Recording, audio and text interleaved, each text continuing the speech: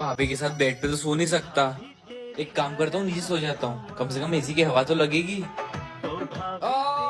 पूरी पीठ अकड़ गई यार नीचे सो सो के। तो आइडिया। ये क्या हाल बना दिया रूम का? कौन है? ये सब इस हरामी ने ही किया होगा। इसे तो मैं सुबह देख लूंगी। इतनी जल्दी उठ गए आप? मैं तो भूल ही गई कि इस हरामी ने मुझे कल रात सोने नहीं दिया है। तुझे तो मैं बताती हूँ। ले छोटे जल्दी उठ, मैंने तेरे लिए शरबत बनाया है। जल्दी पी ले वरना गर्म हो जाएगा।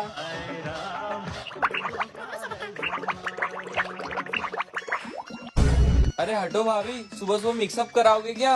बहुत गर्मी है ना तेरे पेट में। हाँ भाभी जाने दो, वरना सारी गर्मी यही निकल जाएगी। हाँ जल्दी जा, पूरा घर सड़ा रहा है। बेटा तूने मेरी नींद खराब की थी ना, पूरे 4 घंटे का डोज दिया है। सड़ते रहे अंदर, मैं तो चली सोनी।